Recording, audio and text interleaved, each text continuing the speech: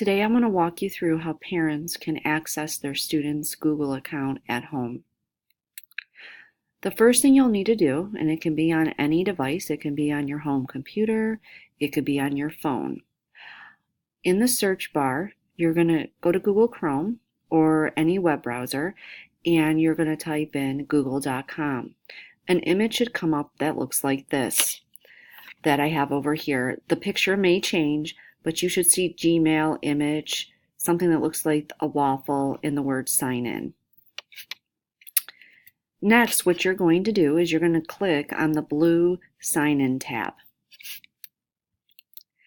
Then you're going to have to put in your student's email for school. So their student email will be their first initial, middle initial, last name, and the student's date of graduation from high school. And then you will need to put at s.bcs.org.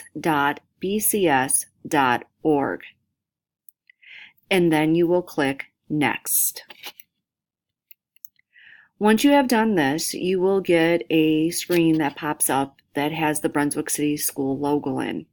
Once again, in the username, you're going to put your student's first initial, middle initial, last name, and the year they graduate from high school. You do not need to put the at, so you're just going to stop at the graduation year. I have put an example of what it should look like. Their password is going to be their student ID number, which is also the code that they use for lunch.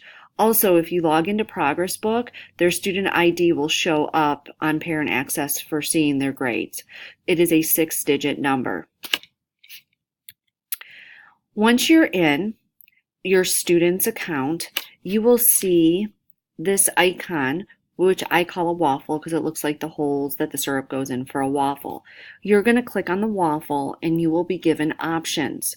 You want to click on the icon that is the calendar, and it has the number 31 on it. Once you have done that, their student calendar is going to open up. You want, if it's not already, you want to go up to where it says month. Once you have done that, you're going to click the down arrow and you're going to click schedule option. Once you have done that, this is you're going to see your students' homework agenda that they have created in their calendar. As you can see, there's language arts, there's math, there's science, and there's social studies for every day of the week. Here you can see that your student would have, for language arts, they need to read chapters 1 through 3. Math, they need to do page 32, numbers 1 through test. Science, they need to study for a test. And for social studies, there's no homework for that day. Also, sometimes teachers will have extra directions that they don't have up in the minimal directions at the top. So if you click over the subject area, a screen will pop up that looks like this. And more detailed directions will come up for you to view. For example, make sure to show all work when solving problems. Once you've viewed that, just to get rid of the box, all you have to do is click the X and it will disappear and take you back to the schedule view.